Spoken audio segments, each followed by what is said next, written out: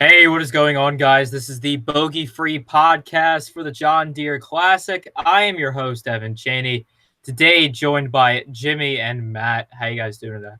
What up, man? I got my Bryson DeChambeau championship defense victory hat on. As I you was see. I was wondering what was going on there. Now I get it. Also, I happen to look great in this hat, so it's Fair. But here's my question though: valid Do you point. have the Bryson DeChambeau championship-winning protractor? That is the real. I don't. I don't actually. Was it a protractor he was using? That was the Right. controversial item. Which, Yeah. how is a protractor controversial? It's why it's is an that item that he knew how to use that I guarantee that Dustin Johnson couldn't figure out how to use. So it's an edge, and they took it away. Were they from him. not in sixth grade math? Listen, I mean, I don't know what to tell you, man. The PGA Tour continues to do PGA Tour things. I don't have an answer for that. You would think that there's no good answer there. No. But anyway, I mean, Bryson is the defending champion this week, and Well, wait, we gotta talk about Kevin Na for a second now. The killer, the stone cold assassin, Kevin Na. yeah, What he's about- got one of the cooler logos on tour too. By the way, the little the little circle, their little smiley face with the devil horns. Yeah, but that was interesting to see. It's like between him and I think Roger tweeted about it. Between him and Paul Casey, it's like who else is going to get their first win in like a decade this year? Yeah, I think I saw that tweet. CH3. He's not in the field this week. But and shout out to LD Money. I think it's L. Yeah, LD Money for taking down the 40 man this past week. I was a little nervous because of the shitty field that it wasn't going to fill at 50, so I bumped it down a little bit. But I think we're what's going to happen this week?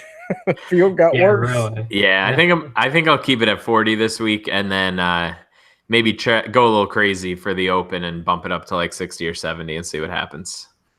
Nice.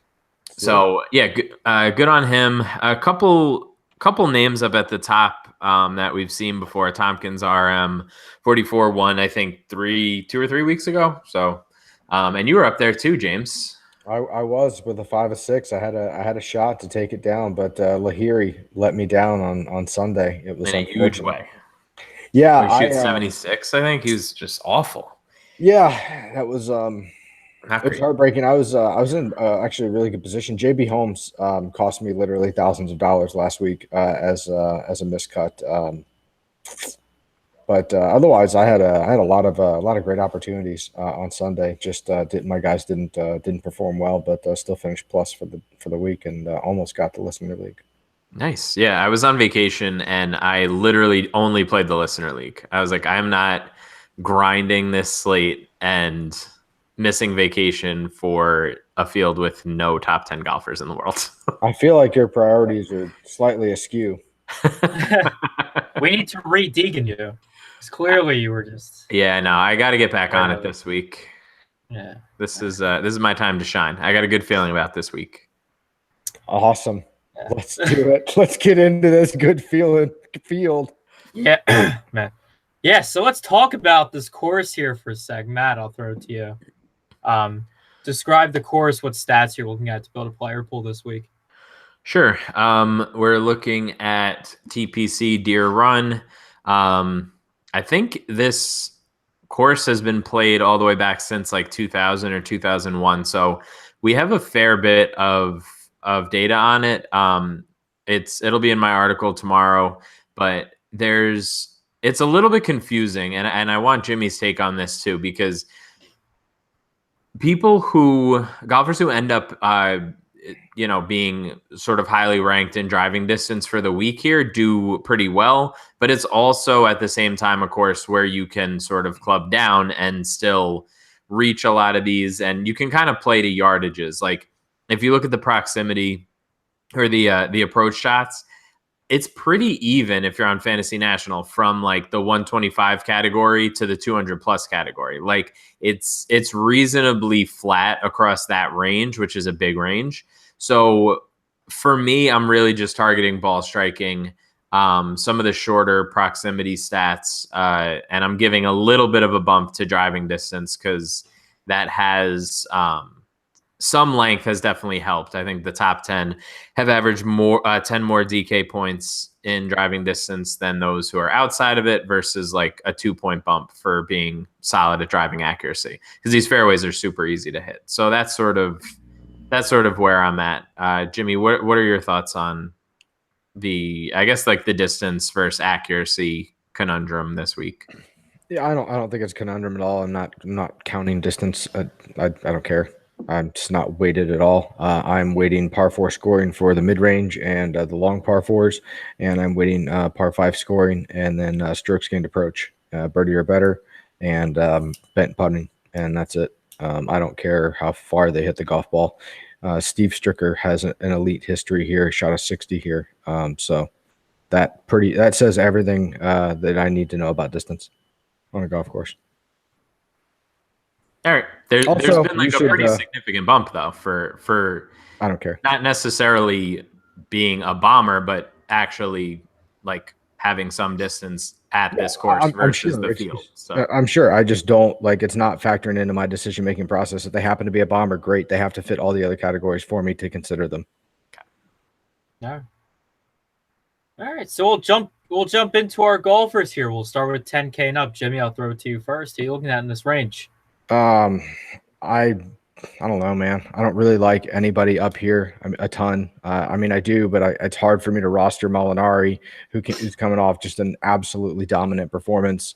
But at 11-6, when his focus should probably be on next week, I don't know. I don't think I'm going to be rostering any of them. I wouldn't fault anybody for doing it, but I don't think I'm going to be there.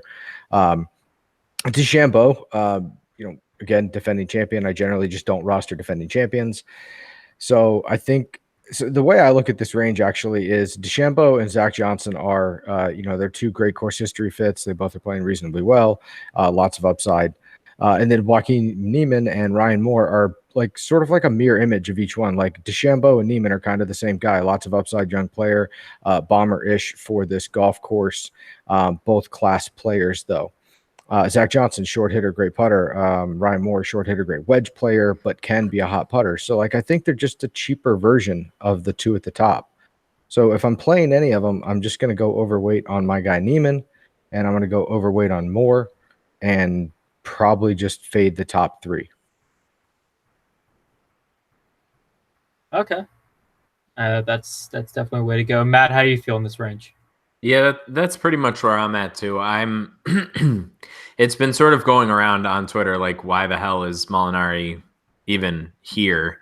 It is a little bit confusing for me just because like he has no real reason to be in. I'm sure he could have found another event that would have fit into his, new event every 4 years or whatever the hell it is. So that is a little bit puzzling to me. I'm just going to take all the Niemann and move on with my life. Probably. I don't really feel comfortable going super high because of what it ends up making you roster down at the bottom. So I'm probably not going to go more expensive than Niemann. And if one of the top three guys, wins it, then I'll deal with it. But I think that it just costs you too much to go any higher than Niemann this week, because some of these guys are just god awful down at the bottom. So I'm sure there's a few guys that we can find that will agree on and like down in the 6K range, but there's really, really not a lot to get on board with there. Yeah, I can agree with that. Yeah. Even looking down the pricing, I mean, my God, it's weird. Like Jimmie, like in our group chat, where he was saying the pricing was interesting this week, and it is. Yeah, well, definitely. Yeah, it's just the field is so weak, but you do have like some top end talent, and I think so. Brandt Snedeker withdrew, and I think that actually kind of hurt some things, because he would be probably in this mid-9 range and would make it a little more palatable. But like at the top, these guys absolutely could win, but just like you said, I can't get behind like taking a huge stance on any of these guys in GPP ownership this week. just because of what I have to take a stance on at the bottom. Right. And, I wasn't on, Team Norman Jong last week. I know some guys built a lot of huge stars and scrubs lineups. Might get on some this week, but other than that, it's pretty rough down there, like you said. So when you get to the end of the pricing and you start to look at guys that are, Kyle Stanley, this sort of seems like a value at 9,700 based on this field, right? But Steve Stricker, $9,800. I mean, it's hard to like click that name with that dollar. Even though his price is like Wesley Bryan, 3 weeks ago, we had Wesley Bryan at $7,000. Now he's 9,100. David Lingworth, $9,000. When's the last time David Lingworth was over $7,500, $7,700? Right. So that's why I think it's just really interesting is that you have some class at the top here that needs to be considered, but then it forces them to pump up the rest of these guys that we're just not used to seeing here. And I don't really know like what that's going to mean for lineup construction this week. I haven't, there's not been enough activity for us to kind of get a handle on like where does construction go stars and scrubs, or does it go really super balanced this week? Yeah, and I think we've seen sort of, I don't want to say like people straying away from stars and scrubs because it definitely happens, especially when people are building a bunch of lineups. But I feel like in a weak field like this, it becomes pretty apparent that you shouldn't be rostering the top guy.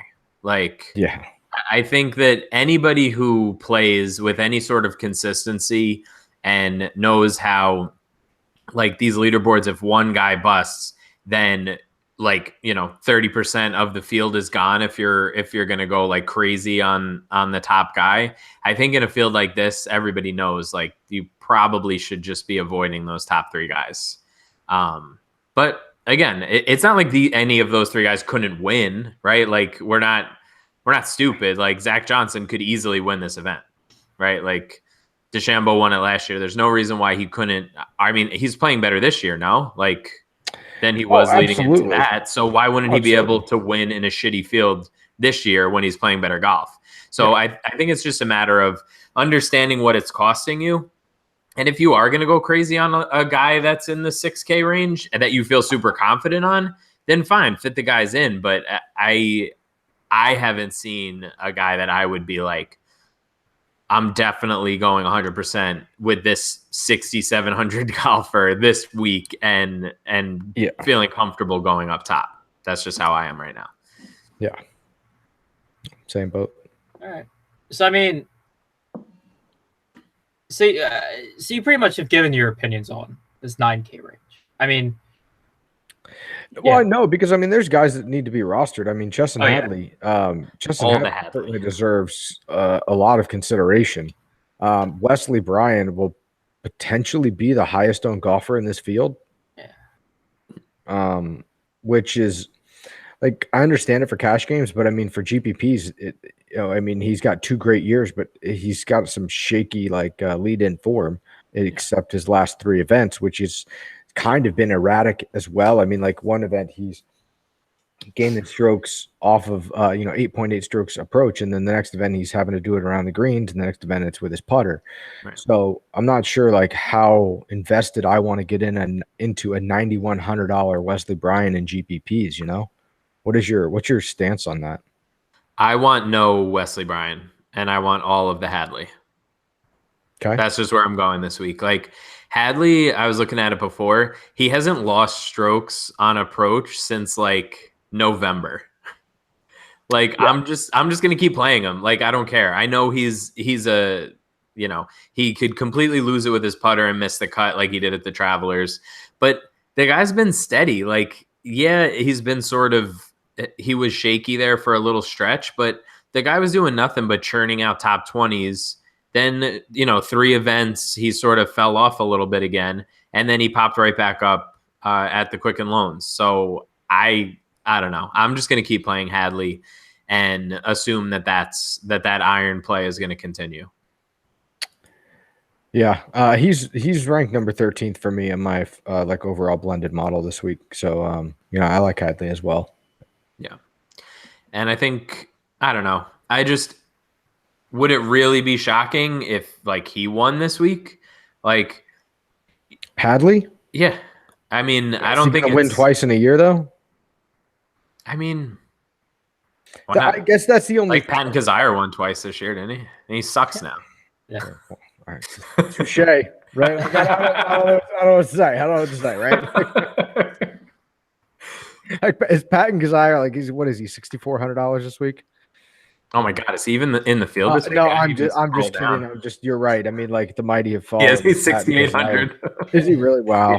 Yeah. He's like 7th in the FedEx Cup. Bro, the only guy that's fallen further than Patton Kazire right now is Smiley Kaufman, bro. Poor guy. R.I.P. to Smiley, man. R.I.P. Smiley's elbow.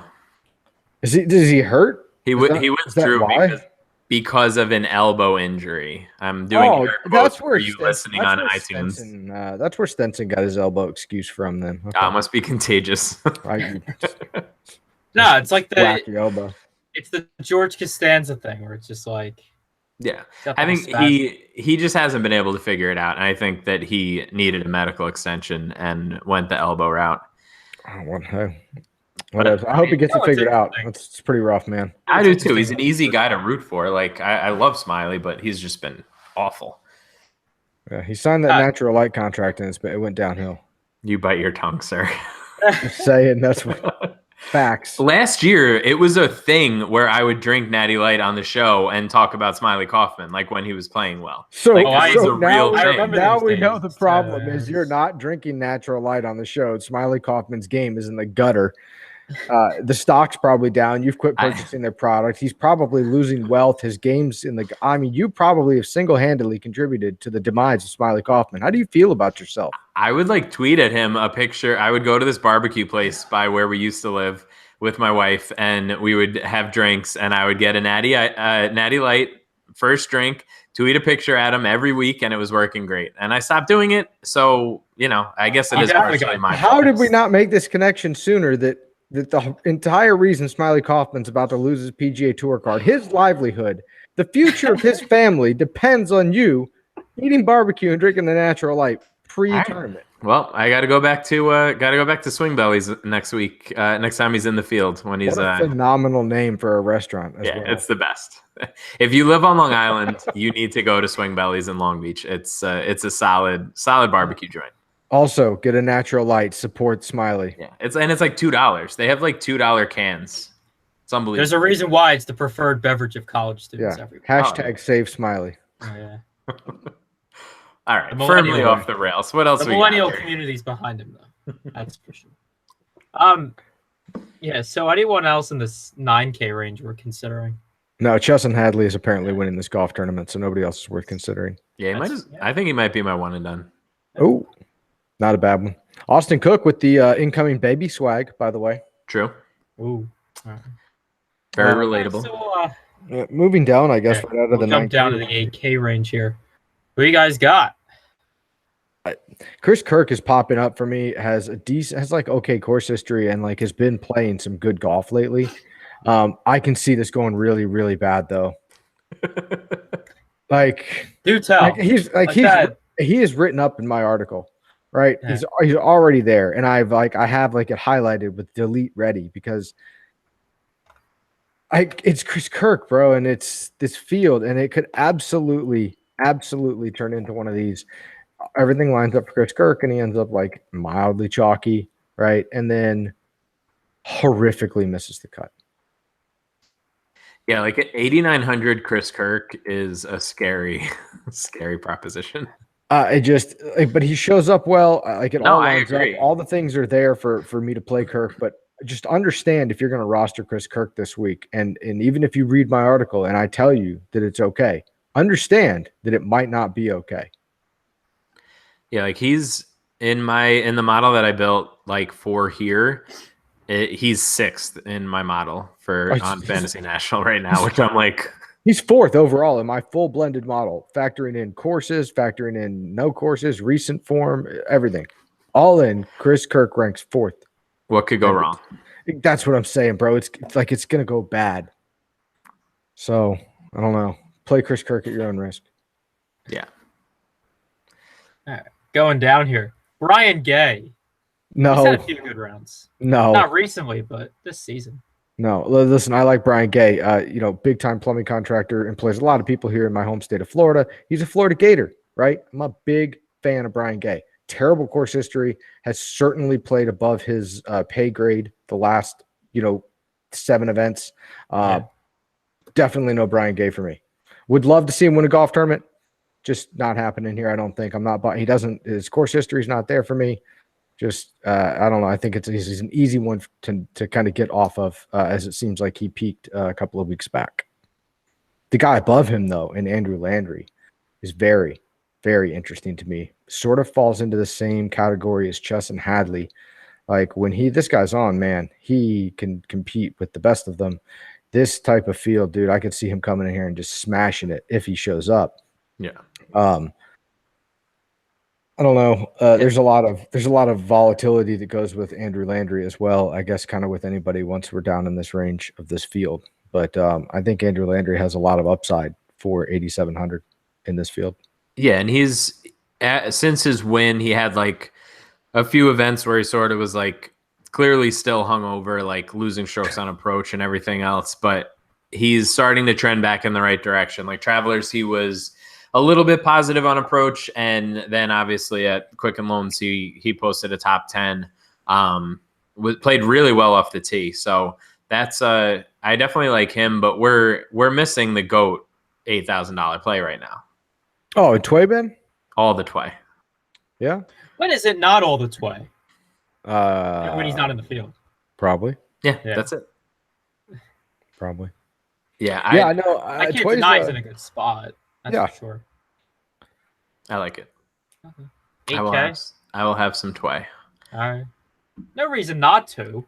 There's a lot of opportunity down in this whole range, actually. Like, what are your thoughts on Streelman? Oh my gosh.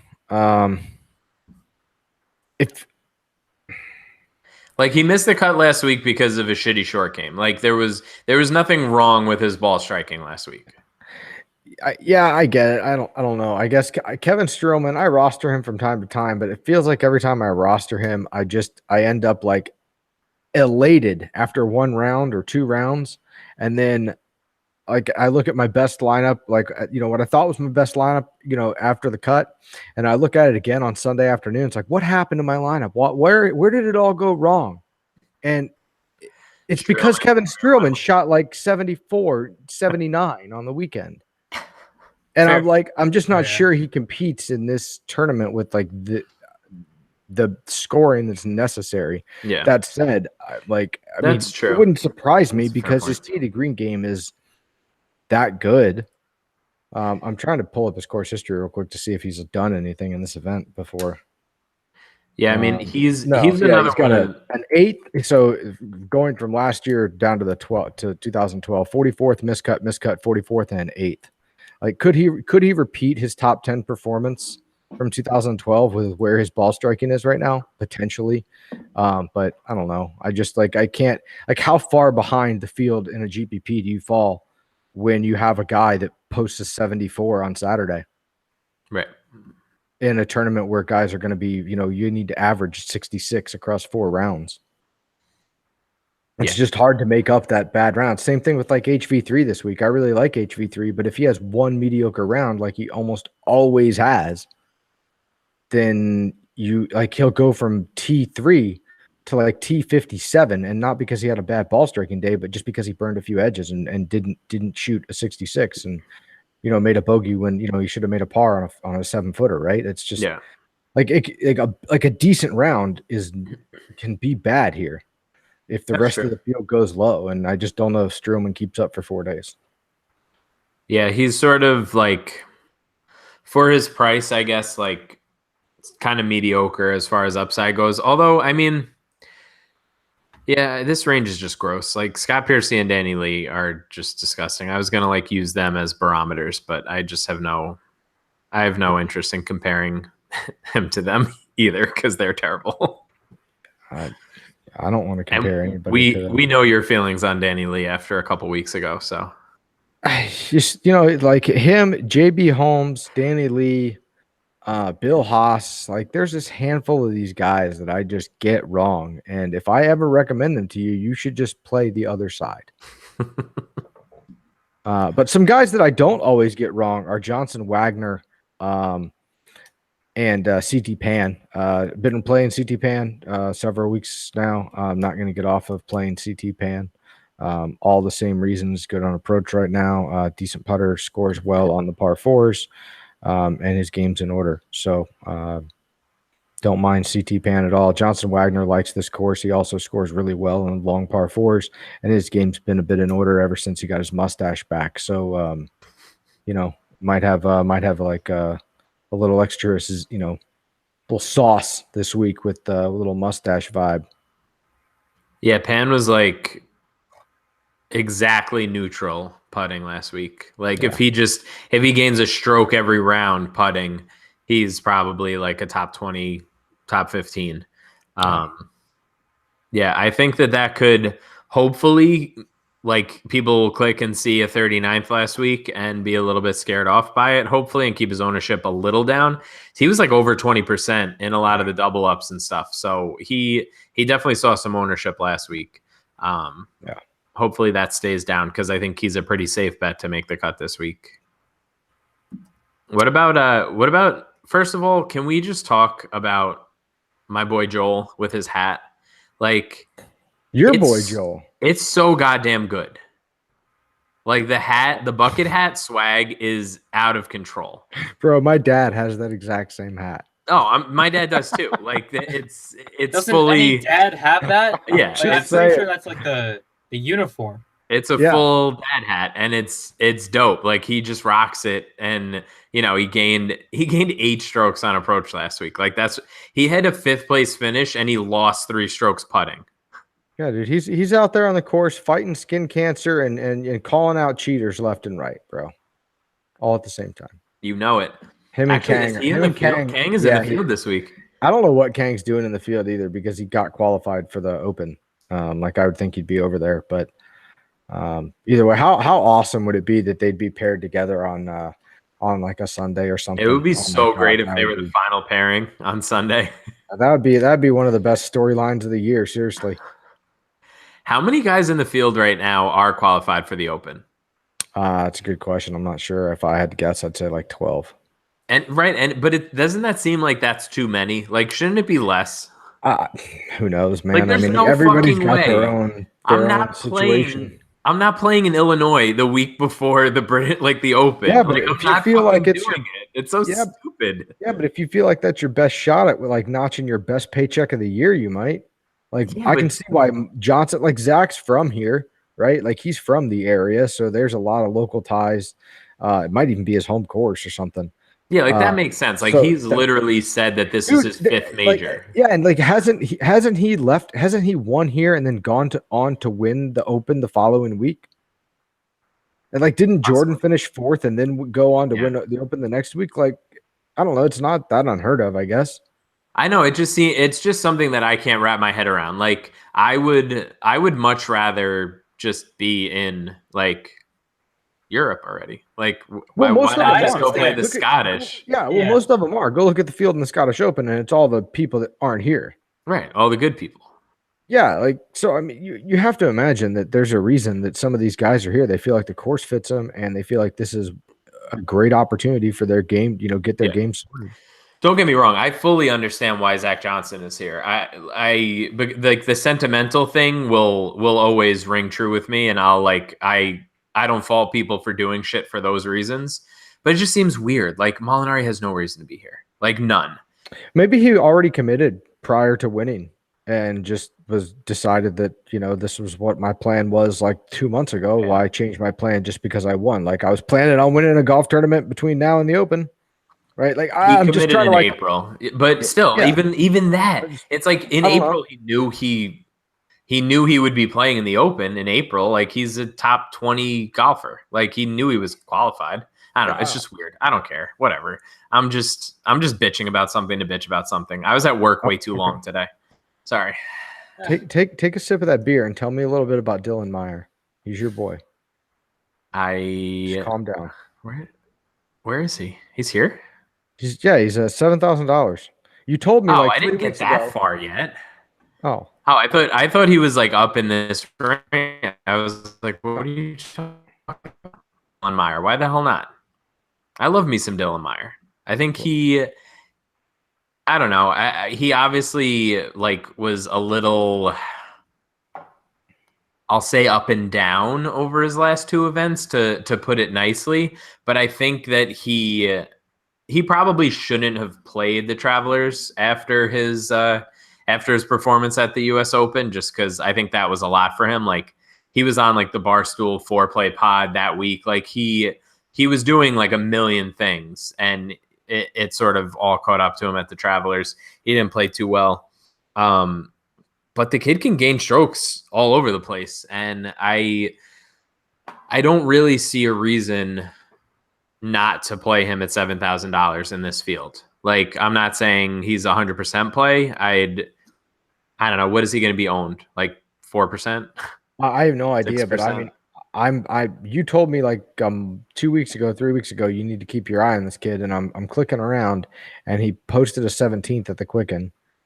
Tough golf course, did it off the tee and through approach with a clean game tee to green.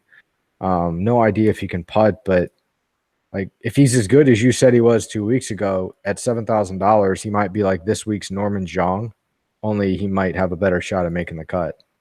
And at $7,000, if I want to stack two 10K guys, like he might be the guy that I go like 30 or 40% on.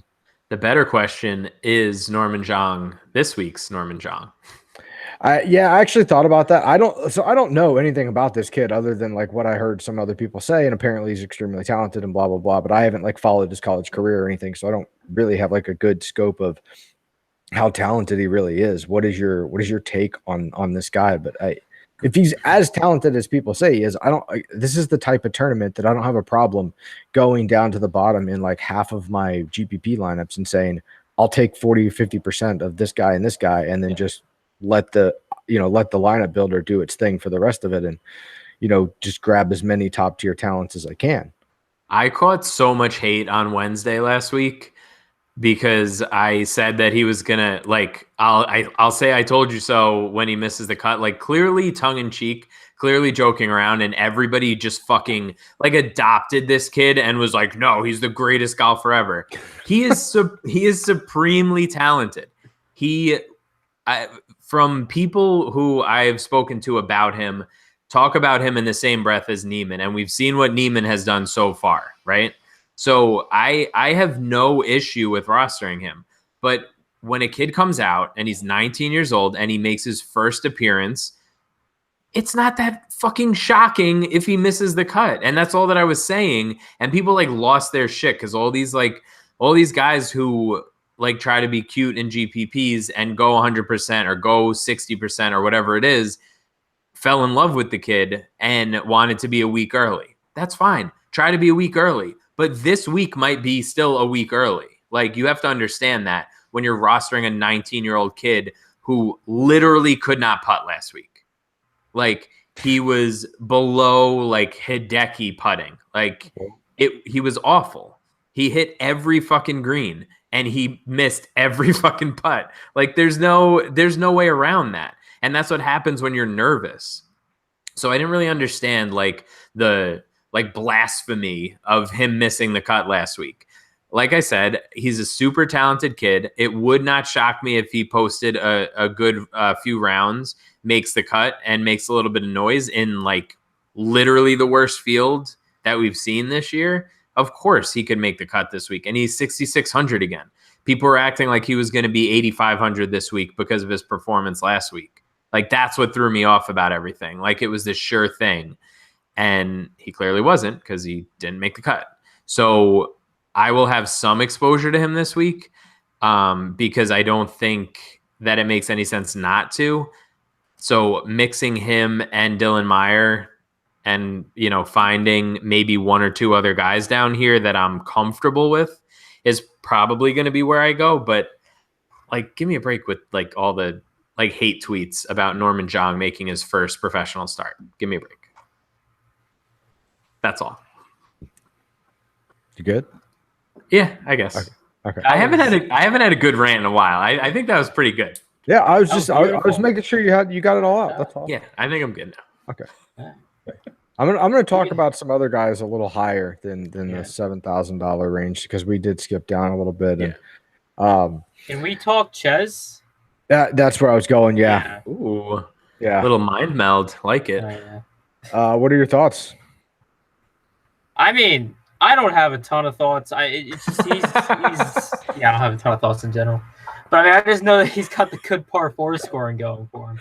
That should be your tagline. What are your thoughts? I don't have a ton of thoughts. Yeah. I actually said that on my CFL podcast. I said something similar to that. And that was a solo pod, so I had no one else to enjoy it. Kind of sad. But yeah, no, I mean, Ches, he's a good golfer, and he's 7,500.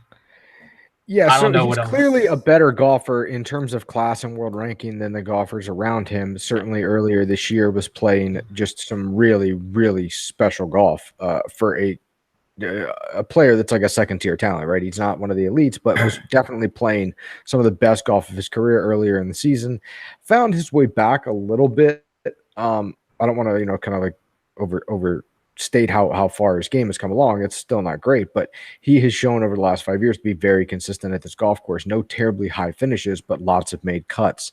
And when you see some signs of a golfer like Ches coming back around at an extreme value, like in this field, for him to be 7,500, we were paying like $9,000 for Ches Reavie earlier this year in way, and I mean way, like as in like 6 times stronger fields than this, right?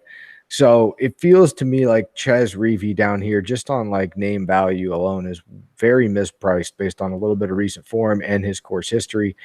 He will be popular, probably very chalky, very highly tagged on fan share. I'm not helping that right now either. But yeah, I think Ches is sort of the play at 75. I know some guys are going to go to Bronson for sure. Varner is going to get a lot of love. By the way, like, Harold Varner, just a good dude. If you don't like follow him or know who he is, you should. Harold Varner, good dude, man. After his near win or just strong performance last week, freaking mowing his parents' yard in North Carolina. Good for him, dude. With the high white socks on, bro. Oh my God, does Harold Varner not look like he's 47 years old? He's a Jordan sponsored golfer, and he had the highest white socks. Wait, how old is he? Bro, no, his hairline. Oh, he's younger than he's 27. Like your age. Yeah. What are you like? No, you're not. 21. Yeah, never mind. Yeah. Anyway, he's closer to my age, but still younger than a few years younger than me. And he was dabbing on the course last year, and this year he has a hairline of like a 47-year-old. Did you see his hairline in that picture? Like, it looks like my hairline, right? Like my hairline. Right? And I'm over 30. I am over 30, folks. That's what happens. He is, I don't know, man. He's got dad swag way before being a dad. That's worse than LeBron. Oh yeah. That is taking LeBron's hairline to like pretty egregious. But Harold Varner, good dude, man. Yeah. Very easy to root for. Yeah. I do like a little bit of him this week. I'll have a couple of shares, but I don't see back-to-back Harold Varner weeks going well. Any Burgoon love? He had a shitty Sunday, but he was playing real well. Yeah, why not? I mean, he ranks 11th in my overall model. Actually, right behind Ches Reavie, who's 10th. There you go. So. I like Burgoon. I think he's. It seems like he's sort of putting some performances together now. He was going like, a couple miscuts, made cut, couple miscuts. It seems like maybe he could string a couple together. Like, I don't know if they're going to have, what's the alternate event with the Open? Barbasol? Barbasol, yeah. Sounds right. I don't know if I don't know. Is there going to be a slate on Barbasol? What? If there is and he's in it, like, he's going to win. Like, I'm just throwing that out there. Like, he's gonna win the Barbasol with 120 other golfers. I'm already calling it. This guy's winning. Yeah, no, he's gonna win the Barbasol. That's okay if he's in the field. You heard it here first, guys. You have your Barbasol betting picks. If I get that right, Barbasol champion. There's some alliteration there. Listen, if I get that right, that's gonna be a hell of a call. Dude, you got to like parlay it up and bet the winner of the Open with the winner of that. So Jordan Spieth and Bronson Burgoon. If you think Spieth's going to back it, you know, why not? Why not? There you go. Oh, that would be so for me. Story for another day, though. Kid. Story for another day. I need to look this up and see if he's playing next week now. Talk amongst yourselves. Yeah. So what other 7K golfers you want here? Not a ton. I mean, like, there's some guys down here I don't mind rostering. Wee Kim, great bent putter, has played well here before. Did we happen to mention Bill Haas yet? I mentioned him as one of those golfers that if I recommend him, you should probably not play him. Since I'm not recommending him this week, he'll probably play well. This course theoretically fits him, but he doesn't generally compete in like birdie fests. And this is, I don't know. I don't even know what his course history is, but I won't be rostering Bill Haas this week. I'd rather roster JT Poston below him. Yeah, it would be a tough sell. Like, I want to be. I ranted about like the whole being a week early thing a couple minutes ago. I want to be on Haas like the right week, but I don't know that he can keep up scoring, especially the way he's been playing recently. But maybe in a couple weeks, he might be a guy that if he stays in this price range, that I'll be like really fully in on, but not this week. Maybe for the Barbasol. Maybe he'll win the bar. No, I'm just kidding. Burgoon is winning the Barbasol. I'm making sure he's in the field right now. He's not. I'm calling him up, getting a sponsor's exemption so you can make this prophecy come true. What about Ryan Blom? We kind of skipped right over him. Last week, I know several people were on him, punter included. I think this course maybe fits him a little bit better. Good putter. I mean, he could certainly get hot, been, sort of erratic as of late, but I wouldn't hate some Blom shares. He's 20th in DraftKings scoring over his past 36. Why not? I know I jumped up a little bit, but sorry. That's fair. Back down to the depths. I don't know, man. Week him pops a little bit. Mackenzie Hughes, theoretically fits this course pretty well. I could see him playing well. Scott Brown's played well here in the past. I don't know. First Scott round Brown, leader, man. Yeah, I was going to say that's about the only thing. Scott Brown, break your heart. Guy loves Thursdays. Yeah. Chris Stroud, potentially interesting this week. Decent course history. I feel decent approach lately. Decent par 4 score, like $7,000. You got a lot of decent things happening. I feel like right now we're talking about the $7,000 range, like we usually talk about the $6,000 range. Like, we're just taking stabs at guys right now, and it's typically like the 6K guys that we do this with. But there's like not a lot to like. Yeah, because if I'm at $6,300 roster and Tommy Two Gloves Gainey, like, we've got larger problems. Somebody should have a discussion with me about things. Fair.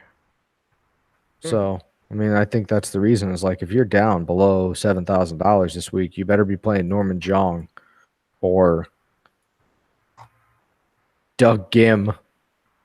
Yeah, another good, highly ranked amateur. Supposed to be pretty talented. I'm looking through like below. I feel like Van Aswagen has to make this cut too, right? I don't know. There's a guy named David Bergangio Jr. though playing here. He oh man, when did he play? He played recently, didn't he? No idea who this person is. Oh, it's St. Jude. I think he had a good round at St. Jude and then like fell apart. Shocking. He's only had a couple of starts. Missed the cut at the Byron and St. Jude. Davis Love the fourth. Drew Love. Yeah, man, there's just nothing down here. Like, I won't be rostering anybody but Norman Jong down here in a couple of lineups. And that's it. Yeah, I think that's fair. It's disgusting down here. Your boy Patton Kazire, 6,800. Not my boy. You don't put that evil on me. RIP. Vaughn Taylor, that's like 6,900. Like, Robert Garrigus is maybe as low as I'll go. Did anybody see the tennis match with Tom Lovelady, by the way, on Scratch TV? It's hysterical. At 6,900. Like, Tom Lovelady clearly has a body built for like Mario Tennis. not tennis. Mario tennis. Like we, Yeah, like that game's great. Wii tennis, maybe, but definitely not tennis. Yeah, but like on the couch. You ever play Wii tennis like inebriated? Oh, absolutely. A significant portion of my college career was spent playing, various forms of Wii while intoxicated and betting on them. Wii bowling was so fun. Oh man, legit. My buddy was unbeatable at Wii bowling. Lost a lot of money to Wii bowling, actually. Man, this is a hell of a show, boys. Listen, you wanted to get some of these non-slate specific, general conversative podcasts in. We're just the bottom of this field. This is just the start of one. That's all. There's no way to feel comfortable if you're going. Like, I could see. I know Von Taylor missed the cut last week, but I would think that he makes the cut in a field like this most weeks. Same thing with Garrigus. Like, he's shown a little bit of upside recently. Like, once you get past 6,900, if you feel good about anybody besides like Zhang, then you should just go all in and just like go for it. Because if you're right, you're going to make so much money this week. Yeah, but see, what's funny? Actually, as we're like talking about scrubs and stuff down here, I mean, you could be right about a scrub. I don't know what their real upside is down here, but what's interesting is like when you look at the winners of this tournament, there are a couple of like nobodies that are up there on the leaderboards. But in my fan share video yesterday, when kind of talking about the course, I covered this and clicked through some leaderboards. Like you got to have class to win this tournament. There's not a bunch of like nobodies winning here, right? Yeah. Like there's guys that pop up and do well, but to compete, like when you have to put 4 rounds of 66s together, it takes like some mental fortitude in order to do that and to like keep sinking those putts and keep seeing those lines and keep putting yourself in the right position. It's, to some degree, it's like a war of attrition, but it's just instead of fighting for fighting bogeys and grinding pars, you're grinding birdies and fighting pars. And that's like when you look at the guys that win here, they all seem to do that really well, right? Yeah. And so I don't know, man. It's hard for me to get invested even in the mid-range in any of these guys that I just don't like view as like a class golfer. Like actually like $7,800 Siwoo Kim, way mispriced when you look at the caliber of golfer he is versus the players around him. Right. Like super erratic, but at $7,800, like that's the players champion with Abraham Answer. True. So I mean, there's some opportunities. I think, and like Ches Reavie falls into that same category for me. Like Ches is a much better golfer in terms of class and like where he's competed in fields than anybody else around him. Right. And he's the kind of guy that I would be comfortable taking a stand on, just because, fine, if it blows up in my face, it blows up. But at least I took the guy that I thought had a better shot of competing on Sunday. I guess like as I make lineups this week, I'm going to try and keep that in mind, that just when I click through leaderboards, I don't see a bunch of scrubs, man. I only see like decent golfers in here. It's also worth noting, I was looking into it a little bit before, and this is one of the, like all Birdie Fests, this is one of the lowest correlated like points to finish position tournaments. So like there are guys that finish in the top 5 of DraftKings scoring that are like 18th place in the tournament. So you can definitely, I mean, you probably like most weeks need, at least the winner or at least like a top 3-4 guy or 2. But realistically, you could put together a pretty good score even if you don't have like a bunch of guys in the top 10. Like there's still DraftKings points to be had no matter what. So that's definitely something worth considering when you're looking at these middle range guys. Like go for upside. Like find the guys who score DraftKings points because it's the birdies are going to be there for these guys.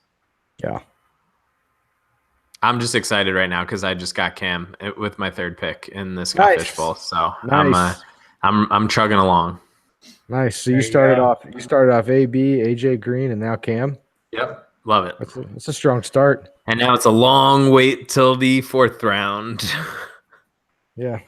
But yeah. So I don't know. This will be an interesting-ish week.